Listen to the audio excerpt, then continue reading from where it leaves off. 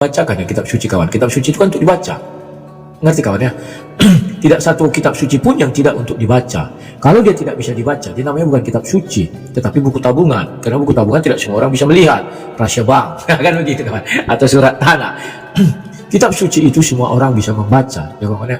Nah, kawan-kawan, saya membuat judul poligami menurut kitab suci, dan saya membahas kitab suci Al-Quran. Kenapa saya membahas ini kawan? Karena selama ini saya lihat banyak orang-orang yang tidak memahami konteks poligami di dalam kitab suci Al-Quran kawan ya. Dan ini sering merugikan para wanita. Banyak wanita nanti dibujuk, siapa yang nggak mau poligami tidak mencumbanginya surga, kata kawan saya ya kan. Sharing itu waktu kita lihat diskusi-diskusi, atau lihatlah ulasan-ulasan video-video mereka, itu banyak itu kawannya. Dan sebenarnya bagaimana poligami menurut Islam? Nanti kalian bilang saya jadi apa namanya pembela Islam, atau pembela agama Islam, atau mengajarkan agama Islam. Tidak kawan, ini kesekian saya buat tulisan ini lebih kepada saya hanya ingin membacakan, dan lebih kepada agar wanita-wanita itu sadar ternyata mereka dilindungi oleh kitab suci. Ini hebatnya kawan. Banyak orang tidak sadar bahwa wanita dilindungi oleh Al-Quran itu sendiri, tetapi banyak juga orang yang tidak sadar bahwa kelakuan mereka sudah melanggar hukum dari Al-Quran itu sendiri. Tetapi mereka merasa benar. Orang-orang ini yang sering saya katakan kawannya, bagaimana kau mau ke surga? Sementara kita dalam hidup kita, apakah kita pernah melanggar firman Tuhan? Ada. Lantas dengan apa kita ke surga? Inilah yang banyak orang tidak ketahui kawan. Oke, untuk mempersingkat waktu, semua orang yang berpoligami, semua ya mengambil dasar poligami itu dari surah An-Nisa ayatnya yang ketiga. Ya, saya membaca ya. Bahasa Indonesia yang saya baca, bukan bahasa Arab. Kalau bahasa Arab memang saya tidak bisa membaca. Kenapa? Pertama, kata kawan-kawannya saya muslim harus wudu. Yang kedua harus suci, bersih, dan harus seorang muslim. Mungkin begitu ya, saya nggak tahu. Apakah orang yang nggak muslim bisa membaca Al-Quran? Kalau dia pandai bahasa Arab bagaimana? Kalau syaratnya dia bisa bahasa Arab, kan begitu kawannya. Sekarang saya baca bahasa Indonesianya. Ya. Nanti Zulkifli bilang bahasa Indonesia bisa membuat kita tersesat. Makanya saya tidak menafsir, saya membacakan aja kawannya. Ini bacaannya di surah An-Nisa ini kawan. An-Nisa 3. Dan jika kamu khawatir tidak akan mampu berlaku adil terhadap hak-hak perempuan yatim, bila mana kamu menikahinya, maka nikahilah perempuan lain yang kamu senangi 2, 3, atau 4. Tetapi jika kamu khawatir tidak akan mampu berlaku adil, maka nikahilah seorang saja, atau hamba sahaya perempuan yang kamu miliki. Yang demikian itu lebih dekat agar kamu tidak berbuat zolim ya bapaknya. Nah, setelah saya membaca ini dalam bahasa Indonesia, saya mengerti kalian akan berpikir secara logis ya kawannya. Baik, saya membawa sebuah hukum duniawi dulu ya. Di dalam hukum duniawi kawan, contoh saya ambil unsur bentar ya. Saya ambil ini. Unsur-unsur penggelapannya. Nah, ini. Penggelapan dalam rumusan KUHP adalah tindak kejahatan yang meliputi unsur-unsur. Pertama, dengan sengaja. Nah, ini kan. Karena itu ayat-ayat berbunyi begitu kan. Barang siapa mengambil suatu benda sebagian seluruhnya kepunyaan orang lain, menguasai benda tersebut dengan melawan hukum. Nah, ini kan pasal-pasalnya itu kawan-kawan ya. Nah, setelah kalian paham kawan-kawan, maka saya mengajak kalian lagi kembali membaca kitab suci Al-Quran tadi ya. Nah, ini. Ini saya ini. Di sini kalian carilah unsur-unsur apa saja yang bisa melegalkan sebuah poligami. Itu kan menikahi 2, 3, atau 4. Ini ya pokoknya. Itu artinya poligami. Kalau satu bukan poligami, tapi monogami ya. Dan di sini yang bisa dipoligami siapa? Perempuan kawan. Ya, nah, ini unsurnya namanya. Jangan kalian bilang laki-laki. Ternyata perempuan ke laki-laki bukan poligami, namanya poliandri. Dan di sini tidak bisa laki-laki ke perempuan ya kawannya. Perempuan ke laki-laki nggak bisa. Jadi gitu melihat unsurnya kawan. Dan jika kamu khawatir tidak akan mampu berlaku adil terhadap hak-hak perempuan yatim, jadi kan laki-laki yang menikahi perempuannya, itu maksudnya kawan. Jadi perempuan ini yang bisa dinikahi 2, 3, atau 4. Apakah itu tafsir? Saya nggak tahu. Saya hanya membaca unsur, karena sini unsur pertama perempuan. Baru unsur kedua ada yatim. Unsur ketiga ada kekhawatiran tidak mampu berlaku adil ya kawan-kawannya. Itulah dasar poligami. Nah, kemudian apa yang terjadi? Kalau kita sudah sudah mengerti itu, barulah kita menikahi 2, 3, atau 4. Kalau kita nggak bisa berlaku adil. Kalau bisa berlaku adil terhadap anak yatim, ya satu saja. Nggak ada dikatakan di situ bisa 2, 3, atau 4. Jadi kawan-kawan, kalau kalian ibaratnya menikahi anak yatim, sudah ya, kalian bisa berlaku adil, ya kan? Artinya kalian tidak boleh berpoligami. Kan itu kawan, bahasa Indonesianya. Tetapi kalau kalian sudah menikahi anak yatim, bagaimana solusinya? Di dalam pernikahan itu dia ternyata ternyata merasa tidak bisa berlaku adil. Orang istri satu kok nggak bisa berlaku adil, ya kan? Nah, kalau istri satu saya pikir keadilan itu untuk dia seorang. Kecuali nanti kan sebelum nikah, kan kalau kayak orang Batak diminta sinamot atau mas kawin. Ya kalau nggak bisa terpenuhi ya nggak usah kawin, kalau terpenuhi ya nikah kan? Paham ya? Jadi kalau istri satu pastilah nggak ada istilah nggak adil. Tapi kalaupun dibilang ada adil, itu paling menyangkut mas kawin ya, atau sejenisnya lah. Sudah. Nah sekarang kawan, ada hal yang menarik yang saya mau ungkapkan di sini dari bahasan-bahasan saya sebelumnya. Tidak pernah saya membahas ini. Tetapi jika kamu khawatir tidak akan mampu berlaku adil, maksudnya berlaku adil sama siapa? 2, 3 atau 4 itu maksudnya tidak dapat berlaku adil terhadap poligami, maka nikahilah seorang saja. Nah, kawan-kawan, di sini saya tidak menafsirkan ya. Saya hanya mau berkata begini kawan. Misalnya kita sudah terlanjur nih menikah. Nanti kawan-kawan muslim aja yang menjawab ya. Ini studi kasus. Misalnya saya sudah menikah 2 orang istri. Ya, oh tunggu sebelum itu, apakah saya bisa menikah poligami itu misalnya istri saya 1, setelah itu saya tambah lagi, tambah C, habis itu tambah lagi kayak 2 warung Padang, tambah jadi 3, tambah lagi jadi 4, apakah bisa begitu? Ya, kalau dari bahasa Indonesianya itu yang kita ketahui kan, nanti biar mereka menjawab, tapi bahasa Indonesianya mengatakan demikian ya. Bila mana kamu menikahinya, artinya bila mana itu kan, jikalau kau nanti menikahinya, gitulah, atau ketika kau menikahinya, artinya kan belum menikah di sini kawan, paham ya? Halo semuanya, Sampurasun, selamat sore. Saya ucapkan hatur nuhun kepada para subscriber, penonton setia di channel ini. Semoga apa yang ditayangkan memberikan manfaat dan pencerahan dan ilmu pengetahuan, terutama untuk para subscriber dan penonton.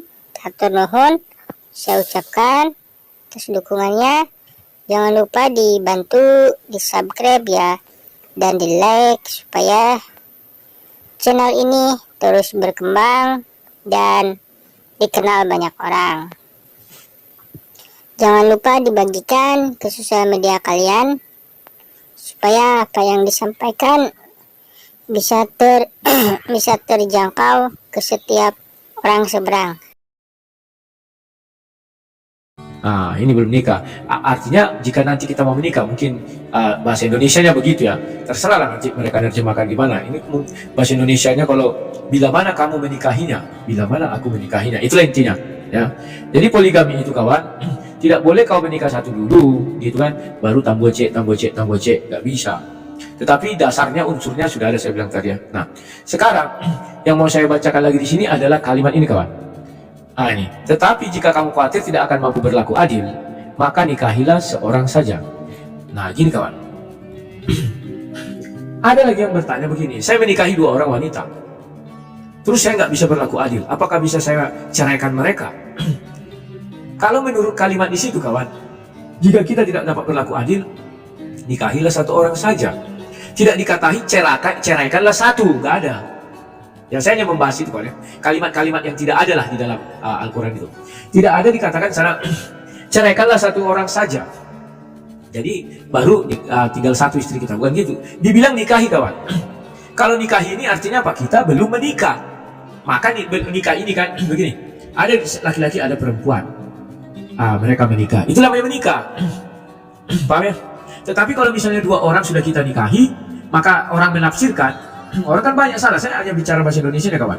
Apa yang tidak ada terdapat di situ ya, nikahilah 1 orang saja, maka diceraikannya 1. Ini bukan nikah namanya kawan yang sama ini. Dia masih berumah tangga, masih berlangsung. Tidak ada bilang ceraikanlah 1 orang, nggak ada kawan. Nikahilah 1 orang saja. Artinya nikahi itu kan belum menikah, jadi menikah. Itu menikah artinya, menikah apa artinya? Kita lihat dulu kamus besar bahasa Indonesia kemarin. Saya hanya membukakan aja dari kamus besar menikah. KBBI. Apa sih KBBI bilang menikah ini? Ini menikah sesuai KBBI ya, mana KBBI ini? Nikah itu ikatan perkawinan yang dilakukan sesuai dengan ketentuan hukum dan ajaran agama. Menikah, melakukan nikah atau kawin ya. Jadi kalau sudah menikah, Masa menikah lagi jadi 3 dong istrinya? Paham ya? Nah ini, menikahi mengambil sebagai istri, mengawini. Paham ya kawannya? Gini loh kawan, maksudnya gini. Saya sudah misalnya punya istri 2, saya pakai dua-duanya, itu poligami namanya. Terus saya merasa tidak bisa berlaku adil dengan orang ini 2. Maka di ayat dikatakan, jika kau tidak merasa tidak bisa berlaku adil, sebaiknya nikahi 1 orang saja. Lantas saya menerjemahkannya, saya ceraikan 1. Lah itu kan bukan menikahi, namanya menceraikan. Kalau menikahi itu artinya tadi mengawini. Nah, kalau saya mengawini 1 orang lagi jadi 3 nanti, itu tetap poligami ya. Nah, kalau istri kita sudah 3, nikahilah 1 orang saja kalau kita tidak dapat berlaku adil. Lantas kita ceraikan 2 kawan. Itu nggak ada di dalam ayat itu, ceraikanlah sisanya, nggak ada. Sisakanlah 1, itu menyisakan kalau itu ya. Kalau nikahi itu dari belum menikah menjadi menikah, itu menikahi namanya. Nah, setelah menikah 1, apakah itu dibilang menikahi? Tidak, tetapi hidup dalam pernikahan, beda ya. Menikahi, nah nikahilah, ini suratnya jelas. Itu KBBI saya bacakan ya kawan-kawan, saya yang bacakan KBBI ya. Nanti kalau dari bahasa Arab ya silakan beli. Tetapi jika kamu khawatir tidak akan mampu berlaku adil, maka nikahilah seorang saja ya kawan-kawan ya. Jadi jelas di sini ayat-ayat untuk poligami ini sering diselewengkan oleh pria-pria hidung belang. Sebenarnya mereka bukan taat terhadap agama, tetapi hidung belang ya. Berbahagialah wanita-wanita muslim. Sebenarnya pernikahan kalian dilindungi oleh hukum Allah. Hukum yang bagaimana yang dinikahi? Kalau kalian anak yatim, kalian dilindungi ya. Apabila mereka merasa tidak mampu berlaku adil, maka disuruh mereka menjauhi kalian, anak yatim. Mereka menikahi orang yang piatu atau yatim piatu nggak penting, ada yatim bisa piatu atau orang yang masih ada ayah ibunya, nikahi saja, itu kan begitu.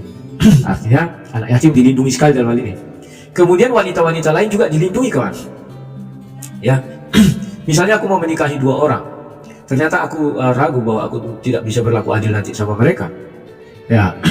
Maka ayat Al-Quran mengatakan nikahi 1 saja, yang keduanya kau nikahi katanya. Nah, kan dilindungi kawan. Nah, setelah aku menikahi dia, apakah aku bisa tambah istri lagi? Gak bisa. Mana ada ayatnya bisa tambah istri ya. Inilah sebenarnya keegoisan pria. Pria mengatakan bisa tambah istri, mana ada? Tidak ada itu kawan, tidak ada. Di situ jelas dilindungi wanita. Kalau sudah dinikahi tidak boleh poligami, tidak boleh kawan. Baca itu, tidak ada dikatakan di sini setelah kau menikah nikahlah lagi, nggak ada. Tetapi dari awal dia harus sudah menikahi 2 istri, 3 istri atau 4. Tetapi jika kamu khawatir tidak mampu berlaku adil, maka nikahilah seorang saja. Nah, setelah kita menikah 1, bisa nggak kita menambah istri? Ayat ini jangan jadikan ayat untuk poligami. Nggak bisa menambah istri, nggak ada. Mana kalimat di sini? Tambahlah istrimu, nikahilah 2 orang, nggak ada. Kenapa hebatnya Al-Quran ini? Wah, saya jadi memuji nih. Di sini dijelaskan lebih dahulu dibuat hitungannya 2, 3 atau 4. Tidak dimulai dari 1 kawan. Kenapa? Ini untuk poligami. Tetapi jika kamu khawatir tidak mampu berlaku adil, maka nikahilah 1 saja. Jadi kalau kau menikahi hanya 1 wanita, artinya kau tidak mampu berlaku adil terhadap 2 orang, 3 orang, 4 orang. Maka nikahi 1 saja. Paham ya kawan? Semoga kalian paham ya. Ini membuka wawasan kalian. Jadi berbahagialah wanita-wanita muslim bahwa kalau kalian sudah dinikahi, setelah itu suami kalian mau poligami, nggak bisa. Dia akan ke neraka karena melawan An-Nisa 4. Kok bisa begitu? Ya aku udah bacakan. Paham ya? Tidak ada dikatakan nikahilah 1 orang saja. Setelah itu kalau kau sudah kaya, kan banyak alasan. Sudah kaya saya bisa berlaku adil, saya bisa memberi nafkah semua. Nggak ada. Baru nikahilah 2 orang lagi 3 orang. Nggak ada. Tetapi dimulai 2, 3, 4 dulu kau nikahi kawan. Kalau kau merasa tidak berlaku adil, kan ini belum menikah. Apabila aku dasarnya pertama ingat ya, mau menikahi anak yatim, perempuan yatim ya, dan aku ragu, aku tidak bisa berlaku adil samanya, barulah aku boleh poligami 2, 3 atau 4, langsung ku nikahi 2 orang loh, 3 orang dan 4 orang kayak yang di Sulawesi ada kemarin kan, itu yang benar. Dinikahinya 2, 3. Tetapi kalau aku mau menikah, artinya kalau dia sudah nikah 2 langsung, artinya dia bisa merasa adil. Tapi kalau aku mau nikah 2 atau 3, aduh, aku nggak bisa ini nanti merasa adil, maka cukup nikahi 1. Nah, berbahagialah orang yang menikah dari 1. Artinya apa? Kau bisa berlaku adil. Kenapa berlaku adil? Karena 1 istrimu. Kan itu. Ayatnya lihatlah kawan. Dibilang di 2, 3, 4. Artinya bila kamu merasa tidak bisa berlaku adil, coba biar jangan salah. Nah ini kan gini. Nah ini kan. Tetapi jika kamu khawatir, kan ada kekhawatiran, tidak akan mampu berlaku adil, maka nikahilah seorang saja. Jadi saya mau menikahi anak yatim, ternyata saya khawatir saya nggak bisa berlaku adil sama anak yatim, maka saya bisa mengambil istri 2, 3 atau 4, tapi nggak anak yatim. ternyata ketika aku mau menikahi 2 orang, aku khawatir lagi tidak mampu berlaku adil terhadap 2 orang atau 3 orang atau 4 orang ini. Maka aku nikah sama 1 orang saja. Kalau aku nikah sama 1 orang aja, artinya di situ aku sudah bisa berlaku adil. Ya, orang sama 1 kok. Sudah paham ya? Kan itu ayat itu. Nah, kemudian tidak ada ayat itu menjelaskan setelah di dalam pernikahan aku bisa mengawini orang lain lagi. Nggak ada. Nggak ada. Nggak ada kawan. Aduh, itulah yang tidak ada. Jangan kalian tambah-tambahi pula. Manusia-manusia sekarang untuk melampiaskan syahwatnya, mereka sering menambah-nambah yang tidak tertulis, kawan. Sering menafsir-nafsir sendiri. Menafsir sendiri tuh, kawan. Ya, inilah saya bilang berbahagialah kalian wanita muslim. Sebenarnya kalian tidak diizinkan untuk dipoligami. Kan begitu, kawan. Ketika orang udah beristri 1, Dek, aku sekarang sudah kaya, aku mau poligami. Wah, maaf bang, dasar abang poligami apa? An-Nisa 4 ayat 3, Dek. Di situ yang mana bang buat kalimatnya? Nikahilah 2, 3 atau 4 loh. Dasar nikahi 2, 3, 4 itu apa bang? Kan ada kalimat pertama bang. Apabila abang khawatir untuk menikahi anak yatim. Nah, aku kan bukan anak yatim bang, sudah bang nikahi. Dan abang istrinya 1, berarti abang bisa berlaku adil karena 1 istri. Jadi mana dasar abang mau buat poligami? Bingung dia, kawan. Ya ini Dek, tetap ngotot. Loh, gak bisa bang. Aku bukan anak yatim, mama ibuku masih ada. Oh kalau gitu kok aku cerai bang? Nah, kalau dicerai dulu bisa, baru dia bisa poligami. Tetapi tetap dia niatnya awalnya ingin menikahi anak yatim. Tidak bisa dia tidak ada niat menikahi anak yatim, ujuk-ujuk langsung beristri 2, beristri 3, 4. Tidak bisa, kawan. Dilindungi, kawan. Ya, ini maunya menjadi kajian Ustadz Manacem Ali, Ustadz Kainama, Ustadz Zulkifli M. Abbas, Kotorulu, Nandar Kotorulu, yang lain-lain Kotorulu, isi kepala kotoran semua itu, kawan. Daripada kalian sibuk bicara Bible, baguslah kalian uraikan dulu ajaran Al-Quran ini. Tetapi ingat, jangan kau tambah-tambahi ayat Al-Quran, jangan kau kurang-kurangi. Jangan kau terjemahkan sesuai keadaan di dunia ini, di mana sudah banyak orang poligami, kau bilang itu dilegalkan. Tidak ada. Yang dilegalkan itu kalau dia ingin menikahi anak yatim dan dia khawatir tidak mampu membagikan anak yatim, baru dia bisa memilih yang bukan anak yatim 2, 3 atau 4. Dan kalau dia pun berpikir khawatir tidak dapat berlaku adil 2, 3 atau 4 ini, sebaiknya nikahi 1. Kan belum terjadi itu semua, kawan. Bentuk belum yang terjadi, bukan masa lampau dan masa yang akan datang. Kan ini niat ini mensreahnya ya, niatannya mau menikah ini. Tetapi ada orang yang niatannya memang jahat, kawan. Aku mau istri banyak, buatlah ini dalilku, katanya. Baru ditambahi lagi dengan hadisnya kalau salah aku ya, tidak bisa mencium wangi surga kalau nggak mau dimadu. Nggak ada itu, kawan. Ajaran Allah SWT itu nggak ada gitu, kawan. Apalagi ajaran Kristen. Kalau Kristen nggak usah dibahas lah, memang nggak ada. Ya, jadi saya mengabarkan ini kepada kalian agar kawan-kawan wanita muslim, kalian harus berbahagia dan berbangga. Dilindungi kok pernikahan kalian. Cuman makhluk-makhluk ini, manusia-manusia jahanam ini, yang nafsu syahwatnya gede-gede, mereka berusaha menutupi nafsunya agar dibilang sah dengan berbagai dalil-dalil yang mereka tambahi sendiri dan kurangi sendiri. Gak percaya kalian, tanyalah orang yang cerdik pandai, yang betul-betul tulus menerjemahkan ayat ini. Tanya. Nah, lantas kalian berkata, loh, kalau Nabi bikin mana? Wah, Nabi beda. Pasal yang dipakai bukan itu, kawan, tetapi surah 33 ayat 50. Nabi bebas menikahi siapa yang diingini oleh Nabi. Kalau kalian melakukan tidak seperti An-Nisa 4, artinya kalian mau mensejajarkan diri kalian dengan Nabi. Itu nggak boleh, kawan. Jangan kalian sejajarkan diri kalian dengan Nabi. Sekarang manusia-manusia sekarang banyak berlomba-lomba ingin menyaingi Nabi. Wah, nggak percaya kalian. Aku lihat itu di TV ada istrinya 9. Padahal Quran mengatakan 4, artinya lebih dari 4. Apakah boleh? Nggak boleh, artinya melawan firman Tuhan. Ya, dia lebih 9, artinya menyaingi Nabi. Kalau Nabi kan bebas, tak ada ukuran 2, 3, 4 itu bukan untuk Nabi. Nabi Al-Azhar surah 33 ayat 50. Ya, paham ya, kawan ya?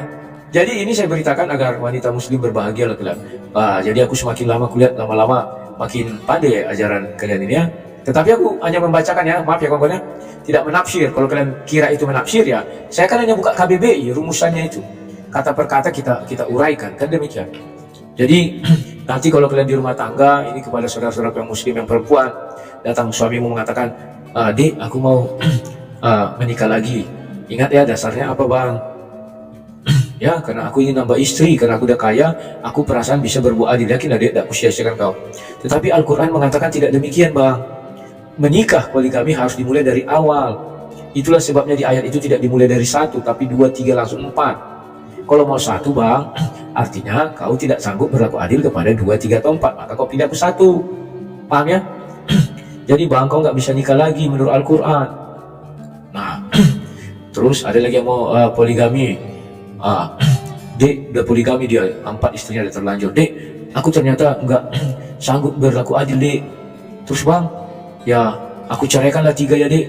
Dasar hukummu apa bang? Ya surah An-Nisa itu, Dek, karena aku nggak bisa berlaku adil, jadi aku nikahi 1 lagi. Kalau kau nikahi 1 saja bang, itu dari awal, bukan langsung seperti sekarang. Kalau kau nikahi 4, artinya kau sudah mengikrarkan diri berlaku adil.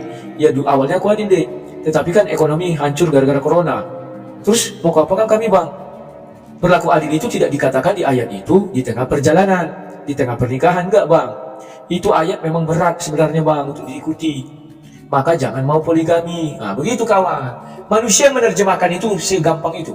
Oh sekarang aku sudah gak bisa adil, Dek, karena corona gak ada uangku lagi ngasih makan kalian 4. Ku ceraikan kalian 3, gak bisa. Gak ada dasarnya itu kalau gak ada. Paham ya kawan-kawannya? Oke. Kalau kalian sudah paham, saya cukupkan sekian. Kabari ini kepada seluruh saudara-saudara kita yang muslim, agar mereka cerdas, terutama wanita, bahwa pernikahan mereka sebenarnya dijamin di dalam Al-Quran. Sekian dan terima kasih. Saya mau kepo ya kawan-kawannya, tokoh-tokohnya.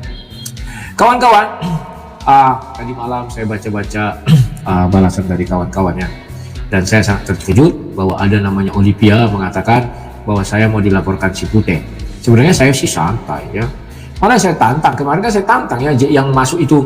Kau bilang semua orang di tempat Paul Zhang goblok dan tolol. Iya, aku bilang. Kamu katakan tidak, saya tidak akan cabut, saya bilang ya. Kamu bilang si Anu. Tak ada saya sebut namanya itu. Aku bilang, kau aja merasa-merasa. Nanti pembuktiannya itu gampang kawan. Ketika aku mengucapkan itu, dibukalah video pada hari itu. Nah, siapa yang di dalamnya itu? Itu yang aku bilang tolol. Itu aja gampang kawan. Gak usah susah-susah. Baru nanti pembuktiannya apakah mereka tolol atau cerdas? Duduk kita sama-sama di pengadilan. Kan gitu kawan ya. Atau dulu sama-sama di kantor polisi dulu kalau mereka melapor. Saya tantang Paul Zhang buat laporan untuk saya tantang kamu. Kalau kau berani ya, kamu bilang kau dulu waktu di Indonesia adalah maklar kasus dan kau punya link ke jenderal-jenderal, anak jenderal. Saya tantang kamu Paul Zhang, gunakanlah linkmu yang dulu waktu kau masih di Indonesia untuk melawan aku. Silakan. Saya nggak tahu, tidak takut ya pokoknya. Ini yang bicara ini sang the Batman ya. Makanya aku pakai wajah Batman sama baju Superman. Kenapa? Batman dan Superman ini adalah superhero. Si Batman, dia ini adalah pemberantas kejahatan di Gotham City ya. Kalau si Superman lebih kepada kekuatannya yang super ya. Jadi perpaduan antara Batman dan Superman lahirlah The Batman, ya kan?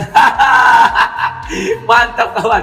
The Batman dan Superman dan sang The Batman. 3 menyatu dalam satu tubuh ya. Sang The Battles, Batman, Man Superman. Nah, kan? Tritunggal juga jadinya ujung-ujungnya kalian bilang nanti. Tidak kawan.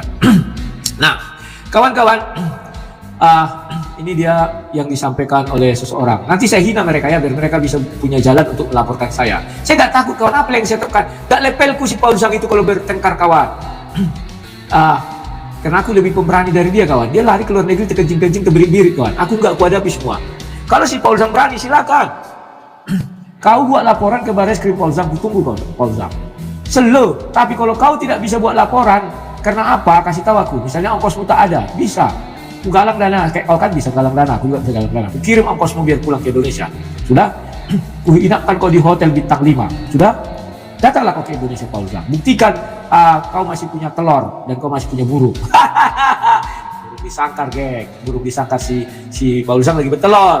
Ya, jangan kalian otak-otak, otak-otak negatif terus apa namanya itu baper-baperan, nggak bisa kawan. Oke, saya akan mengkaji kekuatan si Paul Tempe, siapa? Si Putih untuk melawan saya. Saya kaji ya ini. Saya dapat kabar ini dari orang yang mengakui namanya Olivia Ginting. Rudy Yohanes, Rudy saya dengar kamu lagi dipersiapkan mau dilaporkan ke polisi. Oh terima kasih sekali. Sudah lama saya tidak menghadapi kasus ya. Tahun 2018 saya dilaporkan dan saya menang ya. Undang-undang ITE. Dan 2020 saya dikasih SP3. Dan sekarang saya balik melaporkan orang itu. Terima kasih. Saya ucapkan kepada yang mau melaporkan saya. Siapa nama itu? Si Olivia Ginting tadi menyampaikan. Tapi ini enggak saudaranya pemain badminton itu ya. Malu dia punya saudara seperti ini. Karena dia punya saudara duduk manis di roomnya DPO Paul Zhang. Malu kawan, malu. Barreskrim ya, ini bilangnya. Karena kamu telah memfitnah Putih. Oh iya silakan. Saya orang yang bicara atas dasar fakta. Kalau si Putih berani, tanyakan dia berapa dia mau bayar pengacara. Tanya, ya. Buka itu. Ya. Si Putih ditugaskan Paul Zhang mencari pengacara. Tanya dia mau berapa bayar pengacara dan berapa yang disampaikan dia kepada Paul Zhang. Nah ini kawan, slow kawan, slow. Aku udah punya saksi kok, orang dekatnya Paul Zhang. Slow kawan. Ya. Paul Zhang itu hantu Belawi itu kawan, tukang markup itu. Tenang aja kalian. Kalau dia berani yang ditampilkan sama kalian, ini laporan. Siapa yang buat laporan itu? Paul Zhang. Tahu? Suruh print out hasil apanya itu dari bank itu. Print, keluar semua, tampilkan. Sekarang gampang kawan. Aku nggak orang bodoh. Buat tipu-tipu gampang. Kuketi ulang. Nama tidak ada kawan. Nama nggak ada. Kan begitu. Ya, contoh nih. Saya mendonasikan kepada kau misalnya 50 juta. Ya. Ada orang mendonasikan kepada kau 51 juta. Itu tidak perlu 2 kali kau buat laporan. Cukup 1 kali. 51 juta kau buat. Orang yang 50 juta mengira, oh ya itulah yang dimaksud aku. Orang yang 51 juta juga mengira itu yang dimaksudnya. Paham? Karena nama nggak ada kawan, nama nggak ada. Paham ya? Gampang yang melihat tipu-tipu orang ini. Sesudah itu nanti inilah perpuluhanku untuk Paul Zhang, kata yang punya nama misalnya ya, yang penampungan. Ini orang-orang penampungan ini semua. Dan orang-orang lain melihat, wah Paul Zhang ini jujur ya. Akibat itu timbullah efek. Oke, kita transfer lagi ke Paul Zhang. Bro Paul Zhang, mana nomor rekeningmu? Dikirim. Ingat kawan, jangankan hanya itu kawan. Culasnya si Paul Zhang, dia menerima bayaran dari belajar Alkitab. Kan banyak kata dia orang belajar Alkitab sama dia kan, berbayar kawan. Sang Debaters tidak pernah berbayar mengajari kalian Alkitab, gratis. Dari situ saja sudah kelihatan Tuhan pun dia tipu. Jangankan hanya manusia, Tuhan pun dia tipu, dia minta bayaran. Dia dapat ilmu dari Tuhan gratis, dia minta bayaran. Loh, kalau di kampus-kampus itu kenapa? Oh, kampus beda kawan. Beda kampus dengan Paul Zhang kawan. Paul Zhang sudah didonasikan orang banyak uang sama dia. Kalau kampus, mereka harus bayar gedung, bangun gedung, bayar dosen, bayar dia tidak ada dosennya, cuma dia sendiri. Dan kalau dibilang untuk internet, untuk telepon, untuk listrik, hantu Belawi, donasi sudah ada. Itulah sebabnya saya tidak mau. Si Putih, buatlah. Kalau kau berani Putih, sekarang ini kulihat ya, apalagi dibilang. Kutantang ya. Kalau kamu punya bukti-bukti, kamu aman. Kita tunggu saja perkembangannya. Sip, katanya. Ku jawab apa? Dia kira aku takut. Oke, silakan, Olivia Ginting. Putih, kau tinggal bilang sama Paul Zhang. Maka Paul Zhang nanti mengumpulkan semua donasi seluruh dunia ini untuk melawan aku. Silakan. Kau sewa pengacara yang paling top sekalipun yang ternama di Indonesia. Kalau kau tidak nyewa pengacara yang paling top, ku bilang kau hanya sampai permukaan, tidak masuk ke dalam. Percaya sama aku. Ya Putih, aku juga punya tim. Aku sudah makan-makan dari situ Putih. Tenang kau, ini ku bilang sama kau sebagai tantangannya. Di Indonesia baru aku yang lepas dari hukum itu Putih. Kau boleh silakan. Aku tak main uang. Anti aku menyogok. Karena ajaran Tuhan Yesus, siapa yang menyogok itu adalah membalikkan fakta. Ya. Oh, ini tuh bilang suap namanya. Di Bible ada itu kawan. Tunggu dulu. Aku paling anti main-main suap ya. Dari Amsal 17 ayat 23. Orang-orang fasik, saya nggak pernah main suap kawan. Si Putih, ku bongkar semuanya. Dia sudah mau melakukan itu kawan. Bukan tidak tahu aku apa yang dia kerjain. Jangan main-main sama aku.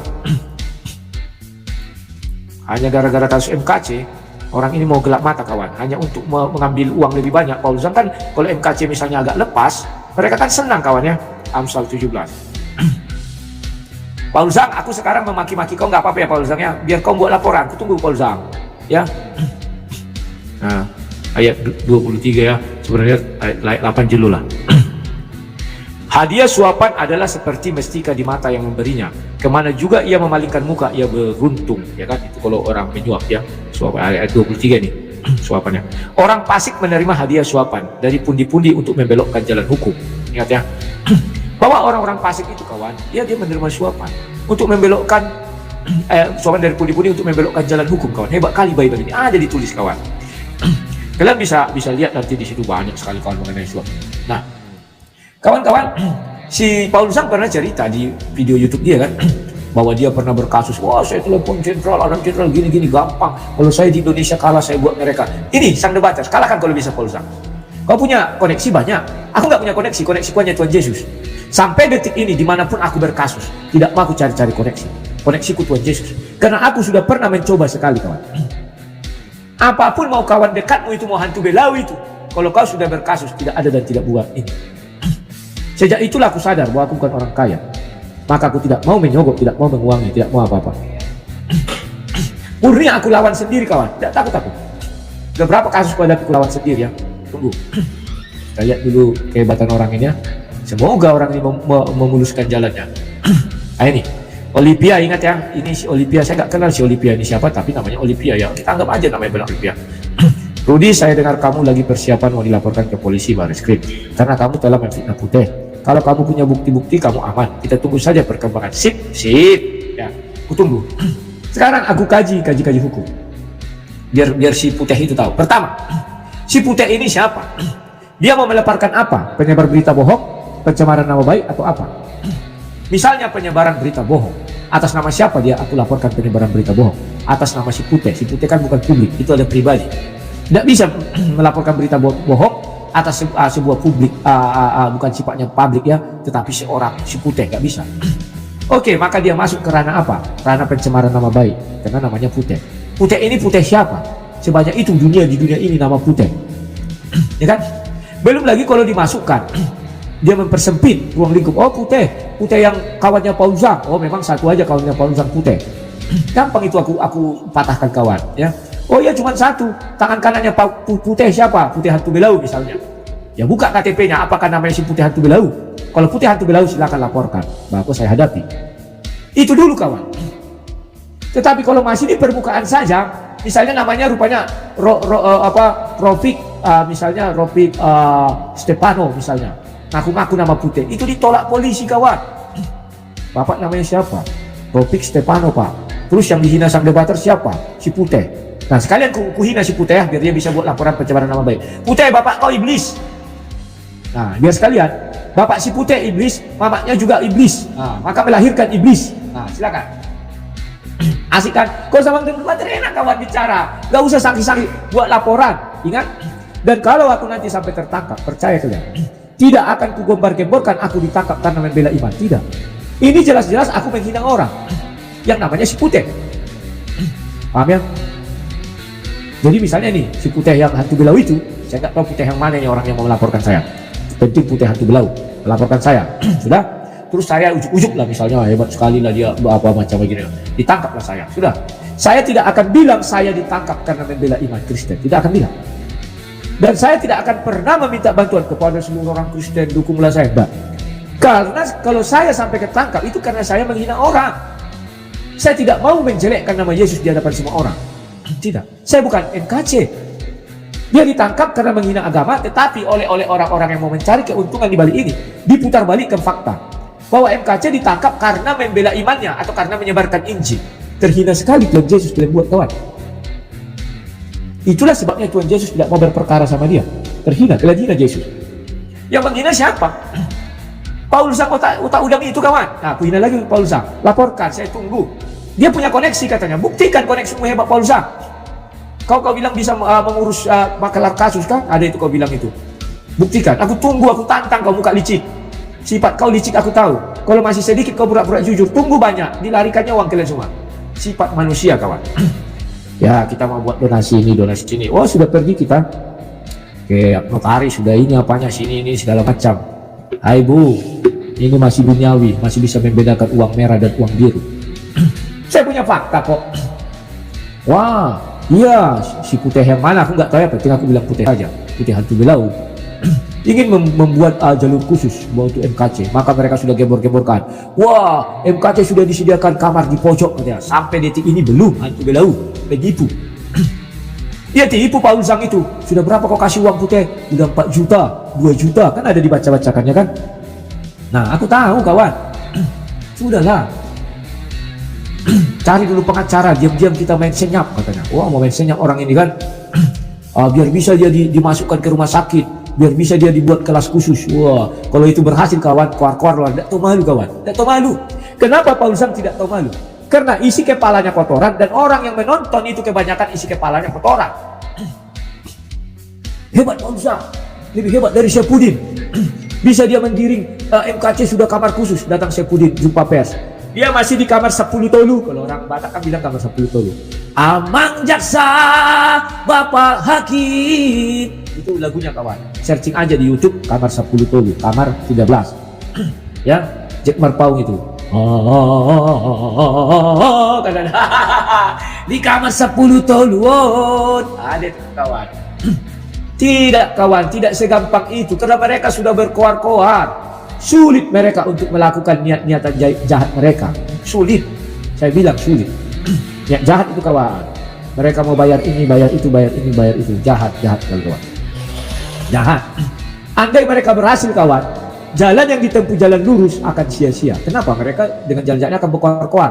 Kita sudah berhasil, wah kita begini katanya. Mengerikan kawan kejahatan mereka ini. Hanya saya yang tahu, ya. Tenang kalian, aku tahu apa yang dilakukan orang itu. Ibarat main catur aku sekarang ini. Dibuatnya ini, kubuat ini, buatnya ini, buat ini.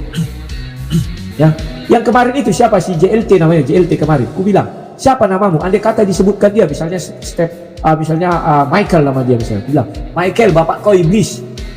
Mau aku bilang gitu. Dia punya jalan untuk melaporkan saya ke Bareskrim. Orang ini kan dikit-dikit Bareskrim. Kayak gak ada aja lagi tugas orang polsek buat mereka. Saya gak tahu ya. Dikit-dikit Bareskrim juga ya. Saya tantang kemarin itu. Nama kau siapa? Biar sekalian ku hina-hina kan.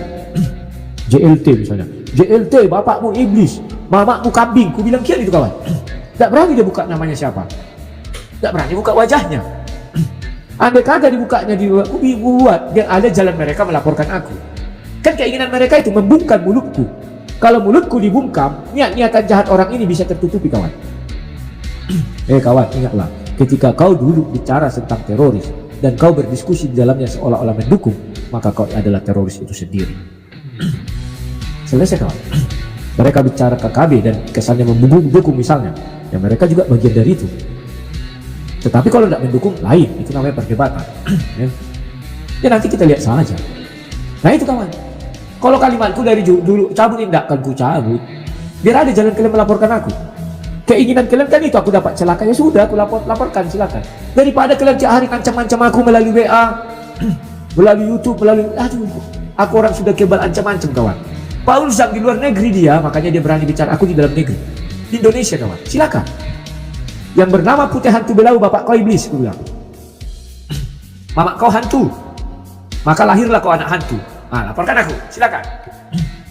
Biar kita lihat. Kalau nggak dapat kau off court legal, wah ini lagi kawan, disuruh pulang kau. Percayalah. Yang bernama putih hantu belau, bapak kau iblis, mama kau hantu belau, maka lahirlah kau setan. Silakan. Nah, ulang-ulang kan. Aku selo kawan. Apa yang kutakutkan? Karena ada sekali lagi ku bilang bahwa aku bersama Yesus. Tidak takut aku. Oh kau memaki-maki tapi bersama Yesus. Tidak memaki itu kawan. Yesus saja mengatakan apa? Bapakmu lah iblis. Nah, ingat ya, aku punya terukur, punya takaran-takaran kawan. Tapi kau kan bukan Yesus. Siapa bilang? Yesus mengatakan apa? Diri kau juga adalah Allah meskipun kecil. Karena manusia itu bisa memutuskan, bisa mengeksekusi, sama seperti Tuhan. Kita serupa dan segambar dengan Tuhan. Tetapi memang kita tidak ada yang bilang Yesus kita adalah Tuhan pencipta langit dan bumi. Gak ada kawan. Kalau Tuhan, kita juga Tuhan kawan. Allah, kita juga Allah. Tetapi bukan Allah pencipta langit dan bumi. Tidak. Ini harus kalian pahami. Ketika Allah diangkat si Musa menjadi Allah, si Musa itu bukanlah Allah pencipta langit dan bumi. Makanya Alkitab membatasi apa? Engkau Allah bagi Fir'aun, bukan Allah pencipta langit dan bumi. Kan selesai kawan. Kenapa kalian sibuk-sibuk? Oh bahasa aslinya di situ dikatakan Jehovah Elohim. Mau hantu belau pun bahasa aslinya. Kalau kau merujuk kepada situ itu jawab. Alkitab itu bukan sembarang kitab suci, ditulis Allah bagi Firaun. Artinya besar. Tetapi bagi Firaun bukan dikatakan Allah pencipta langit dan bumi. Gak ada itu, gak ada. Bagi Firaun saja. Paham ya kawan? Itulah juga sebabnya kepada Daud dikatakan kan, bangkitlah iblis daripada Allah yang lain itu ya. Karena tidak mereka kenal apa setan-setan tahap itu. Bahasanya tetap sama, tetapi rujukannya lain. Ada ayat satunya mengatakan itu kan. Paham ya kawan-kawan? Sampaikan ini kepada grup Paul Zhang, sang debaters menantang kau Paul Zhang bilang. Kalau kau berani, tapi saya takut burung si Paul Zhang itu sudah nggak ada. Mungkin udah mati aja melihara burung, mungkinnya telurnya 2 dia ada burungnya. Nggak ada, sudah ganti kawan. Buktinya dia lari terbirik-birik ke luar negeri. Kalau burungnya masih hidup, masih ada, dia akan di Indonesia. Tetap berdiri menanti apapun yang terjadi. Sekarang dia mungkin mau balik ke Indonesia, mungkin ya kawannya. Maka dibuatnya lah Indonesia makan, Indonesia ini. Dia dibilang dia pahlawan, terus dia balik ada yang menolong dia. Alah, sudahlah. Indonesia pun tak menerima orang seperti itu lagi. Memang apa faedahnya bagi Indonesia? Nggak ada kawan. Kecuali dia profesor, doktor, penemu robot. Wah, robot apa misalnya? Misalnya robot, aku ada robot ini, robot apa? Nah, robot lah misalnya kan, robot yang bisa bicara, berjalan. Nah, itu akan dipulangkan dan dilindungi kawan, karena kepalanya diperlukan. Tetapi kalau Polzak isi kepalanya kotoran, tak mau Indonesia ini membutuhkan dia, diusir itu beliau perlu. Kenapa kau salah? Apa yang kau sih buat musuh aja kau bilang? Oke kawan-kawan? Kamu Kalau tidak itu paham lebih apa baik yang saya yang salah. katakan. Lebih baik Ya. saya yang salah mendengar Makanya daripada kamu Bapak yang hellboy. salah. Karena Nah. kau hellboy. Betul Pak, betul. Lebih baik saya yang salah betul. daripada Ya. Bapak yang salah. Saya lebih suka Ya. gitu. Karena saya Siap. mengharapkan juga Bapak tetap mempunyai iman dalam Kristiani. Kalau saya salah mah saya dengar apa? Nggak usah kamu harap-harapkan. Saya tetap dalam Kristen. Sudah banyak tawaran untuk hijrah, saya nggak mau. Nggak usah dicabar-cabar kalau mengenai itu. Enggak, Oke, saya oke, tidak oke. begitu. Kalau Bapak mau pindah aja silakan Pak. Dunia ini bebas kok. Bebas, tapi saya kan nggak Iya. mau. Jadi nggak perlu gembar-gemborin. Oke. Silakan aja mau pindah loncat-loncat. Atau balik lagi. Pak Boy. Dari marah kok. Urusannya apa? Betul. Pelan. Urusannya apa? Terus urusannya apa? Saya Oke, tanya Pak yang Boy. 524 itu bagaimana Pak? Yohanes 524. Ya kenapa Yohanes 5:24? Kok kamu bilang orang kalau mati suci? Kamu dengar saya bicara di mana? Saya bicara, Bapak dengar saya dulu. Apakah dalam Dengarnya Yohanes di mana? 5:24 ini Saya nggak Yesus? tanya itu. Kamu dengar saya bicara di mana? Begodet. Saya dengar di video Bapak lah, masih di mana lagi? Video Bapak kan juga mana? nonton televisi. Video yang mana?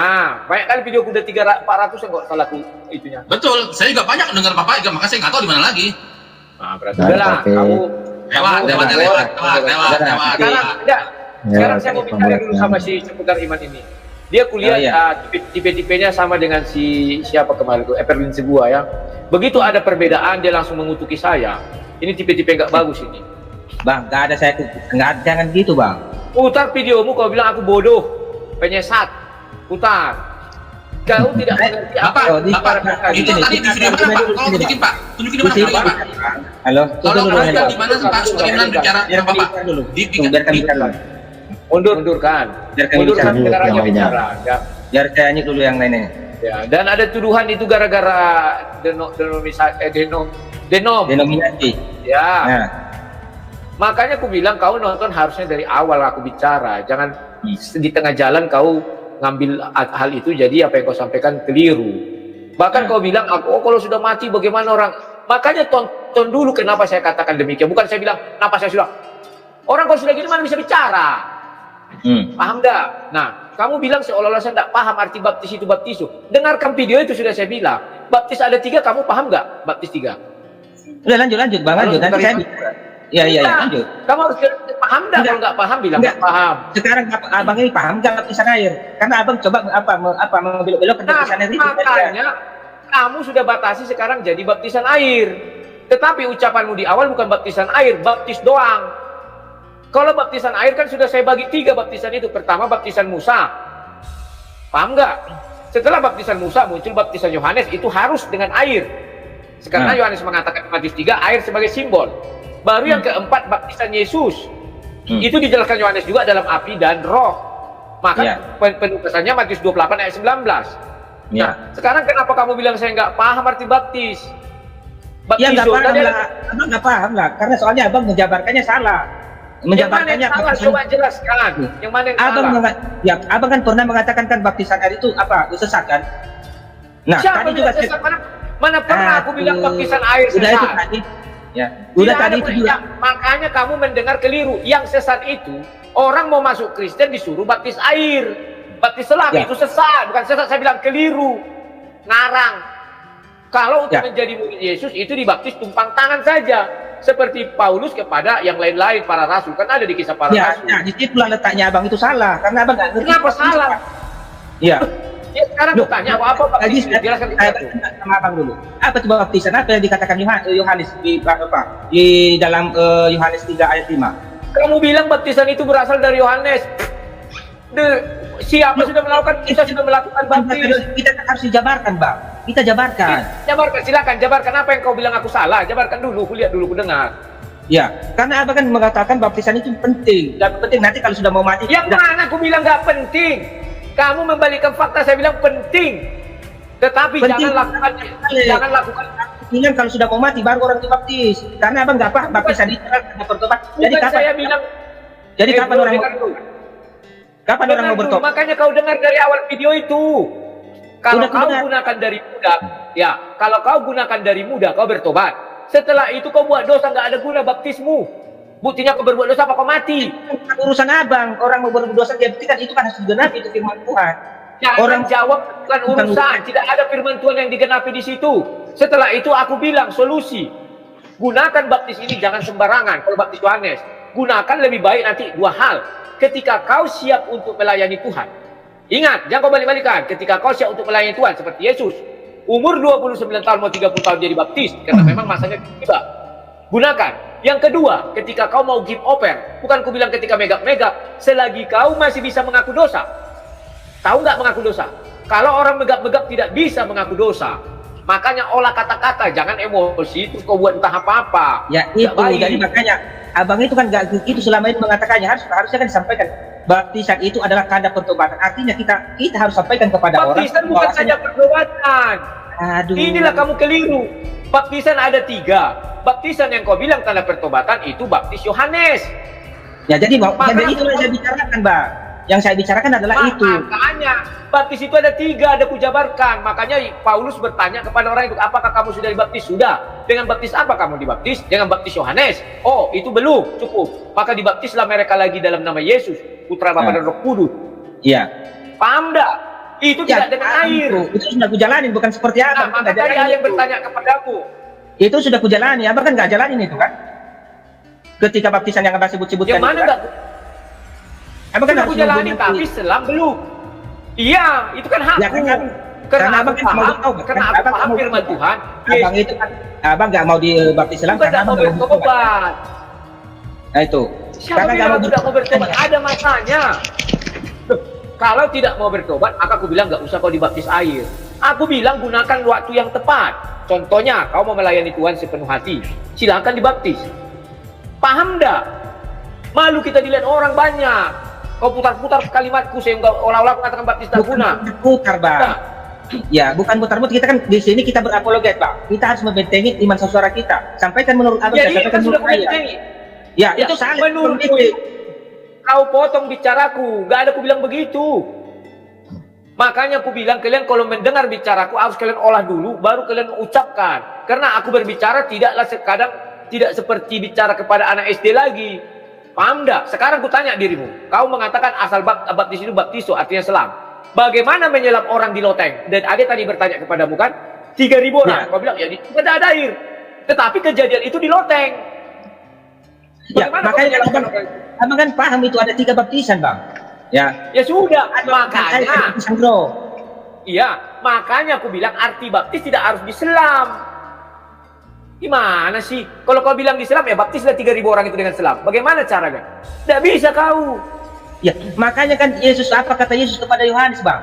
Ya, Apa katanya? Apa katanya? saya baca sama abang. Biar nggak Dibaca keliru lah. kita. Gak ada yang keliru. Kau aja yang tidak kau dengar itu bicara dari awal, kau dengar di tengah, langsung kau ponis. Itu namanya kekeliruan. Dengar dulu baik-baik, baru kau ponis. Emang ada yang Bahkan salah yang keluar. saya sampaikan di sini? Ya salah lah kau bilang aku sesat. Mana ada aku bilang abang sesat? Saya bilang itu Bukan. jangan di akhir zaman banyak penyesat. Ya terserah abang kalau abang itu. Putar aja. Sesudah itu kau bilang bodoh, tidak mengerti arti baptis. Enggak, sekarang ada Makanya saya, kau panggil profesor dari Nggak. denom kau, suruh Nggak, berdiskusi sekarang. sama kau yang baptis. sekarang ada saya sebut-sebut nama abang gitu. Oke lah kau tidak sebut. Ah. Oke kalau Jadi kan kau membawa. saya punya hak Oke, membentengi iman saudara saya. Kalau ada Yang ajaran mana kau bentongi? Iman mana yang kau bentongi? Mau kuliah dulu kau. Yang mana yang sesat ajarannya? Coba. Karena yang kau tanggapi setelah aku video dengan si Piong 88. Memang nggak kau sebut nama aku. Oke lah, tak masalah. Oke, kau anggap kau tidak menyebut aku. Tetapi kan aku berhak memberitahu kepada kamu mengenai materimu ini sekarang. Arti baptis saja kau nggak ngerti. Bukan diselam, bukan dicelup. abang lain nggak Jadi ngerti baptisan itu. Lalu apa arti baptisan itu? Sekarang aku Apa tanya kau baptisan? Yesus. Yesus membaptis siapa yang dicelupkan Yesus? Siapa yang dicelupkan Yesus? Tanya dulu kau. Loh, kok siapa yang diselipkan Yesus? Ya siapa? Alkitab mengatakan Yesus tidak pernah membaptis satu orang pun dengan baptis Yohanes. Murid-murid yang melakukan.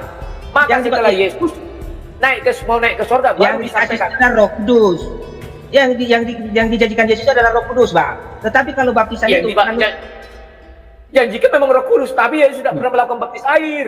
oh berarti enggak Pandai-pandai berarti salah itu yang dilakukan Yohanes begitu. Yohanes tidak salah, itu bilang kan Oh, jadi- Yesus. Ya tidak masalah, Yesus tidak pernah menyentuh air untuk baptis orang. Karena memang bukan tugasnya di situ. Itu punya Yohanes. Jadi abang mengatakan juga tadi nggak salah yang dilakukan Yohanes kan? Jadi mengerti nggak apa yang dilakukan Yohanes itu? Baptisan yang dilakukan Yohanes itu apa untuk apa? Makanya aku bilang sama kau, baptis Yohanes baptis air. Yesus tidak pernah membaptis orang Baptis air dengan itu air. apa? Baptis pakai air untuk apa? Pertobatan, pertobatan. Nah itu dia, tapi abang kan nggak paham itu. Kok itu dia kan kau bilang. Iya, kau karena bilang? abang nggak paham Harus itu. Kok nggak paham? Ulang video kau ini, rekam baik-baik, ayati baik-baik. Apa kau bilang? Tidak tahu dia baptis artinya diselam. Bang, minta waktu sebentar bang, aku mau ngomong juga boleh nggak? Ini seru juga ini kalau ketemu. Itu, Senior, oke. itu Tuhan Yesus kan memberi contoh untuk dibaptis oleh Yohanes Pembaptis. Kalau kita ikutin Yesus, ikutin juga contohnya yang dia lakukan, nggak salah Sekarang juga. kutanya kau. Kita oke di Sungai Yordan. Bagaimana prosesi baptis Yordan selain untuk Yesus? Coba jelaskan sama aku. Itulah abang bilang pendapat yang hebat. Berarti harus Maksudnya enggak, sebentar. Itu Maksudnya salah kenapa- sekali Bang. Kalau harus Kenapa? jujur, Enggak. Jelaskan aja, jangan bilang yang lain-lain. Jelaskan sama aku. Menurutmu bagaimana prosesi kalau pembaptisan begitu di Sungai Yordan? ambillah roti yang dipakai Yesus dulu ketika dia mengadakan perjamuan malam. Begitu itu Bang. Saya nggak tanya itu. Jelaskan bagaimana kira-kira prosesi baptis di luar Yesus. Di luar Yesus Bro ya. SD, mau saya jelasin bro? Baptis air. Mau saya jelasin nggak bro? Baptis airnya itu bagaimana? Coba jelaskan dulu sama Seperti aku. yang dicontohkan Oke, saya oleh Tuhan bahas Yesus. Loh, Banyak pertama Yesus orang kan itu bisa berdiri di baptisnya. pinggir sungai. Kita Yesus baca dulu itu dalamnya contoh Matius ya. Bro, saya jelasin bro ya. Yesus nggak baptis dengan air. Mereka Yesus kan pertama nggak yang mau membaptis dengan dibaptis air. berdiri di pinggir sungai. Iya. Ya. Terus Mereka itu percaya bahwa Yesus adalah juru selamatnya pribadi. sudah diamkan dulu, entah apa ngomongnya nggak tahu nih kayak orang mabuk Shellboy. Diamkan dulu mic-nya itu. Oke. Katanya mau dijelasin. Kau usah kau bercanda-canda aja kau. Jangan jelasin dari Ada Al-Quran. Yesus Asli nggak itu baptis dari dengan neraka. air. Dalam hal itu, Yesus nggak baptis dengan air. Tadi Pak Damai ngomong apa yang dilakukan Yesus harus kita turuti. Nah kan Ya, jadi kacau. sekarang- Yang dilakukan sekarang itu ini kan kan dilakukan kita- Yohanes. Yang kita bicarakan.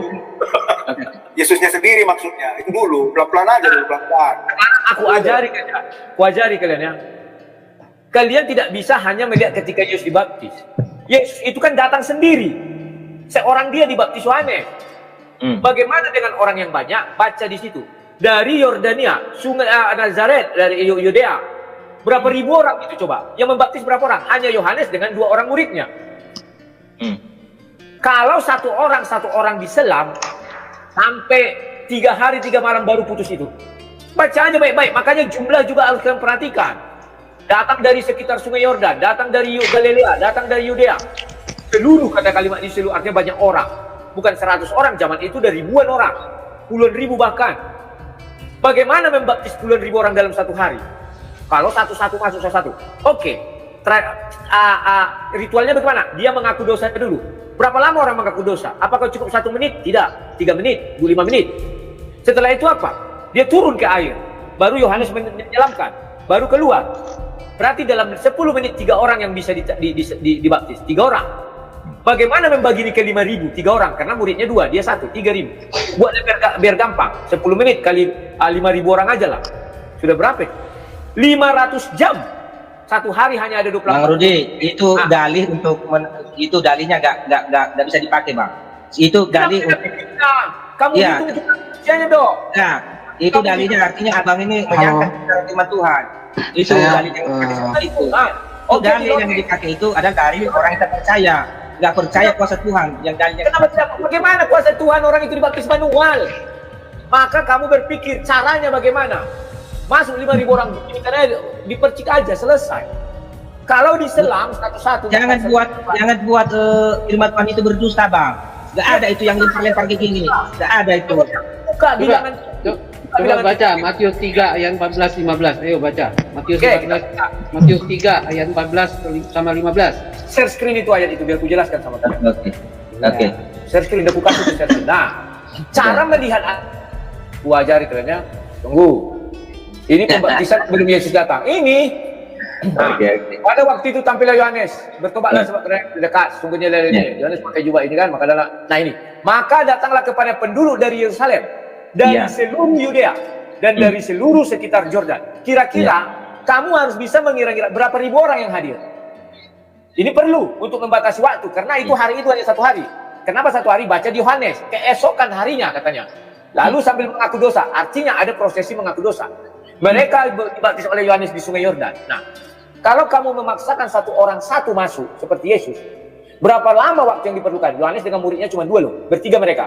Pahami dulu, seluruh daerah Yordan, seluruh Yudea, berapa ribu orang mau kau buat situ? Itu cara menghitungnya. Enggak. Tapi itu kan tujuannya yang diperlukan, bukan Saya tidak masalah beda waktu. tujuan. Kita bicara, dia bilang aku tidak tahu arti baptis, diselam, dipercik atau di apa. Kan begitu, kita tidak bicara tujuan. Tetapi waktu itu ia melihat banyak orang Farisi, tambah lagi orang Farisi, orang Saduki datang untuk dibaptis. Jumlahkan dulu orang kira-kira, kau kira-kira aja, buat 5.000 orang. Jangan berkira-kira, Bang. Jangan kira-kira lah. Ya udah, kau buat yang Itu pasti. baptisan. Berapa yang pasti? Coba yang pasti. 10 orang. 10 orang. Itu baptisan Kok yang 10 orang? Lo Kan kita kira-kira. mana?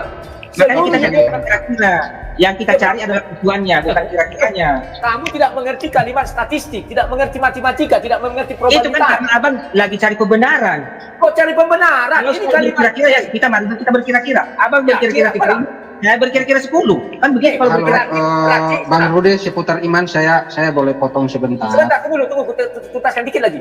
Coba kamu perhatikan, di sini dikatakan penduduk dari Yerusalem. Berarti kalau penduduk dari Yerusalem berapa? Kalau 10 orang berarti mungkin ini 2 orang. Dari seluruh, kalimat seluruh ini kau tahu seluruh apa? Seluruh orang yang siap dibaptis, tidak mungkin 10 orang. Berarti waktu itu masih Adam dan Hawa itu ya. Manusia masih sedikit. Begitu cara membaca, begitu cara mengolah. Iya, Sehingga makanya orang- kenapa saya adu begitu Bang, karena abang pakai kira-kira. Kita nggak bisa pakai kira-kira, tapi sekarang yang Ya membaca udah, itu yang pasti tempatnya. berapa? Coba jawab, yang pasti berapa? Lo orang nggak ditulis berapa. Kita Nah malah bisa itulah, kira-kira. aduh, aku bicara sama begoder, saya jadi begoder satunya.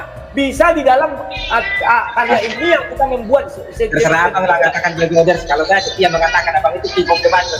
Saya orangnya setia gitu. Mana Mau, setia Bang. kau bilang aku tadi kau bodoh segala macam. Ya, kita kan bisa beda pendapat, Bang. Bukan beda berarti pendapat. kita sama-sama manusia. Sudah diakhiri aja. Jangan Ya, kau ngomong. Udah, saya Udah. Diakhiri saja. Diakhiri saja. saya ngomong sebentar ya. Saya ngomong Bukan berarti sebentar. karena saya puji abang, saya Untuk- magung-magung aja. Enggak, itu. Enggak, memang tidak. Tetapi jangan potong bicara di tengah. Sehingga tidak dapat apa yang kuuraikan. Mana ada ku bilang baptis tidak penting. Penting ku bilang. Karena Ya, itulah jadi, kartu kalau sudah surga. begini kan, kalau sudah nguap-nguap gitu kan gitu, udah mau mati Nah, kan. ada aku bilang kenapa? Selagi kau bisa mengaku dosa. Mana ada orang buat mengaku dosa? Yang benar aja. Ngarang. Putar Jangan-jangan video itu. ini Jadi Nah, usahakan kalau kita menilai seseorang, lihat dulu lain baca. kali aja dilanjut. Kalau nggak seluruhnya, yang terjadi itu kau ambil sepenggal, terus kau tanggapi nggak tahu di belakang itu. Aku bilang, bahkan ku contohkan kayak mamaku, ku bilang, sebelum dia wafat dia sudah tahu, sudah waktuku katanya. Udahlah, udah cukup umurku katanya. Artinya masih bisa bicara, masih bisa berpikir. Baru ku bilang mengaku dosa, artinya masih bisa mengaku dosa, lakukan. Kalau sudah megap-megap, mana bisa orang ngaku dosa? Dah, Bang Rudi. Dan satu yang kau hilangkan adalah, aku bilang, kalau kau sudah siap ingin melayani Tuhan, silakan dibaptis. Tapi kalau kau belum siap untuk hidup dengan Tuhan, jangan. Kenapa? Begitu kau lakukan itu, habis itu kau buat dosa. Sia-sia baptismu pulang. Dengan Dengan apa lagi? makanya, Bang. Yang mau kita sampaikan di sini kan suruh orang ini Bilang bertobat karena sia-sia. kita tidak tahu entah kapan dia mati. Dia mati nanti apa enggak, besok lusa kita nggak tahu. Makanya kita sampaikan kepada Sekarang mereka, bertobatlah kamu. Kau ajarkan yang sia-sia. Dibaptislah orang umur 17 tahun. Karena Siapa dia sudah bilang dewasa. sia-sia? Kok sia-sia, Boy, Bang? tutup dulu. 17 tahun dia dibaptis. Setelah itu berbuat dosa dia lagi. Apa guna? Bro SD adalah Tuhan yang bilang sia-sia. Tolong jelaskan dalilnya di mana? Oke, Bang Elboy. Oke, Bang Elboy. Sorry Banyak aja ya. sebutin dalilnya. Saya bicara dulu. Siapa ya yang kan lagi cari ilmu, cari aja dulu. Bang Rudi. Oke. Sekarang sebenarnya esensi kebaptisan ini apa sebenarnya menurut pandangan abang sebenarnya? Saya tidak berbicara esensi. Saya mau bicara tentang baptisan itu diselam apa enggak. Ini dia. Kalau esensi sudah saya bilang, siapa tidak dibaptis tidak selamat. Karena itu penghapusan dosa, penebusan dosa, penebusan dosa. Penyucian diri. Kan mengaku dosa dulu dia, baru dihapuskan dosanya. Maka saya katakan, kalau kau dari muda melakukan itu, setelah tua kau masih berdosa. Apa buktinya? Lalu sekarang kita bilang aja kalau ada orang yang belum dibaptis belum dibaptis itu mereka sudah bertobat apa belum itu? Dibaptis Yohanes, batasi dulu ya. Kalau ada orang belum dibaptis Yohanes tidak bertobat, terus kenapa rupanya? Ya dia akan dihukum. Baca itu Markus pasal 16 ayat 16. Betul, kalau dia sudah mati, dia kan belum mati. Oh kok sudah mati bang? Bukan begitu bang. Loh, Memang nanti ya bukan dihukum kalau nanti. sudah mati. Oke. Kalau tidak mati mana dihukum? Masih Oke, hidup, saya- dia masih berjalan, masih bisa bertobat. Oke. Nah, Tapi artinya dia akan dihukum kan? Iya, kalau tidak Bukan dibaptis. Saya tidak pernah Iya kan? mengatakan jangan kau dibaptis. Saya tidak pernah mengatakan jangan kau dibaptis. Tak ada pernah saya katakan tidak ada. Nah, sekarang kita masuk pada denominasi yang nggak mau dibaptis, nggak mau bertobat, itu bagaimana menurut abang? Siapa yang nggak mau bertobat? Yang mana, Mana tidak ada mau itu? bertobat? Sebutkan gerejanya biar ku tahu. Saya nggak mau nyebutkan gereja, jangan jebak saya. Kenapa takut nyebutkan AKBP? AKBP itu bertobat anak-anak itu, katesisasi dulu dia. Belajar kitab Itu suci dulu dia. kalau tak salahnya bang. Anak-anak mana ada bertobat anak-anak bang? Lo anak-anak maksudku orang-orang itu karena aku sudah bapak-bapak, anak SMA itu aku bilang anak-anak. Kateisasi itu anak kecil rupanya bayi kan tidak. Anak-anak SMP ke SMA itu. Kalau anak-anak itu diserahkan kepada gereja seperti Yesus. Diserahkan Iya, betul, untuk apa? diserahkan. Pertama untuk sunat. Untuk Yesus kubuka lagi. Ini saya bicara Bible biar paham kalian. Di mana itu Lukas kok nggak salah kayak Lukas. Ini nih. Dan ketika genap 8 hari dan ia harus disunatkan, ia Ya. diberi nama Yesus, yaitu nama yang disebut oleh malaikat sebelum ia dikandung ibunya. Terus lanjut. Dan ketika genap waktu pentahiran, Ingat pentahiran terus. menurut hukum Taurat Musa, Dengan apa pentahiran? Terus. mereka membawa dia ke Yerusalem untuk menyerahkannya kepada Tuhan. Nah, itu dia. Nah itu kan tradisi Yahudi kan. Bukan tradisi Yahudi saja, sampai sekarang itu dipakai gereja penyerahan anak kepada gereja waktu anak-anak. Iya. Tapi Bang, orang itu- lupa yang diserahkan itu pertama Yesus disunat, kan itu yang mau ditiru. Yang kedua apa? Ya. Pentahiran. Dengan apa kita ditahirkan? Dengan perci air. Baca bilangan 8 ayat 7 yang kukasih tadi. Itulah kenapa dari anak-anak orang dibawa ke gereja untuk ditahirkan. Kita sunat tidak, karena kita bukan keturunan Abraham. Maka ditahirkanlah dia di situ, dikuduskan. Ini Musa ini. Kalau Sekarang aku tanya dirimu, kenapa Yesus dibaptis umur 29, tidak umur 12? Coba jawab. Yesus dibaptis Umur 29. umur Menjelang 29. 30. Ya. Kenapa tidak umur 20? Atau Apakah 28? orang-orang yang hadir itu semua Yesus melayani dibaptis Tuhan? itu bukan karena ada dosanya, dia hanya untuk menjadi contoh di situ. Nah, Jadi Makanya bukan yang karena waktu- dosanya yang Yesus sampai itu. di- Tetapi kalau manusia yang lain dibaptis karena dosa mereka. Kalau Oke, manusia yang lain dibaptis karena dosa mereka. Tetapi kalau Yesus datang itu hanya contoh saja di situ. Kenapa Ya. damai? Kenapa damai? ya karena yang di sana pun yang dibaptis itu karena disebutkan kan hanya tanda pertobatan, tanda bahwa kamu bertobat. Iya. Meskipun Ya sudah. bertobat dia nggak melayani juga nggak masalah sebenarnya. Iya, kenapa Yesus harus umur 29 dibaptis itu? Coba jawab, saya tanya kenapa? Ya. Bukan saya katakan, begini bu, tidak ada itu. Kenapa? Ya kan dia Ya karena disitulah waktunya pada saat itu bang. Disitulah Nah, waktunya. itu tahu. waktunya dia mulai mengabarkan Injil. Enggak, sebenarnya enggak. Bukan. Karena dia datang, kalau menurut saya dia datang memberikan contoh. Sekarang gini, Pak. Ya. Sekarang begini. Kalau Iya, orang mau memberi karena contoh, orang tapi- kalau orang nggak melayani apakah nggak perlu dibaptis? Pertanyaan saya, melayani itu Pertanyaanku, seperti apa? Karena kamu tidak bisa menjawab kenapa Yesus umur 29, maka kau tidak akan pernah tahu jawabnya. Selesai. Ayo Bang Rudi, apa Bang Rudi? Pada saat itu Yesus datang memberi dibaptis. Memberi dibaptis itu poinnya. Ya sudah, Ayo, kenapa Bang. umur 29? Kenapa bukan Ayolah. umur 25? Bukan Jangan pelit-pelit. bukan masalah umur. Loh, Bukan itu masalah umur, penting. bukan masalah pelayanan. Penting. Masalah tanda pertobatan. Dan Kenapa sebenarnya Yesus baptisan Kenapa Yesus Sebenarnya- dibaptis ketika Yesus mau mengabarkan Injil? Oke, saya ganti pertanyaan. Kenapa Yesus mau mulai dibaptis ketika Yesus mulai mau mengabarkan Injil kerajaan surga? Silakan. Sekarang pertanyaan saya, kalau waktu Yohanes melakukan pembaptisan, Yesus tidak hadir. Jangan kau jawab Enggak, dengan pertanyaan. Begini, halo. Sebentar. Jangan kau jawab Sebentar. pertanyaan dengan pertanyaan. Halo. Enggak, sebentar. Kalau Yesus tidak hadir dibaptis, apakah orang yang dibaptis oleh Yohanes Pembaptis itu tidak membaptis kalau Yesus tidak hadir? Pertanyaan saya itu. Ya Bapak kan nanyanya ya ke arah sana. Saya juga tanya, kalau Yesus tidak hadir, apakah mereka tidak, Yohanes Pembaptis tidak membaptis? Yohanes tetap membaptis. Memang Yohanes tidak tetap membaptis. tidak. Yang membilang tidak siapa? Tidak ada bilang dia memang buka jalan bagi Yesus, Yohanes. Maka dia tetap membaptis. Lah iya, maksud saya dia tetap membaptis itu apakah orang-orang yang sudah dibaptis harus melayani habis dibaptis? Enggak kan? Begini Enggak. bro. Iya, enggak. Tetapi setelah itu apa kata Yesus? Apakah mereka tidak berdosa? Berdosa. Jadi sia-sia. Maka Yesus datang, aku harus dibaptis katanya. Untuk mengajari mereka. Begini loh. Kenapa? Karena aku mau mau tiba saatnya katanya. Sudah tiba saatnya. Jadi maksud Yesus, jangan kau buang-buang ini. Kartu emasmu ini. Betul dong, Bu Tariman tadi waktunya. Enggak, gini aja. Saya bilang begini. Saya belum dibaptis air, tapi saya dibaptis Roh Kudus dulu. Bagaimana pendapat Anda?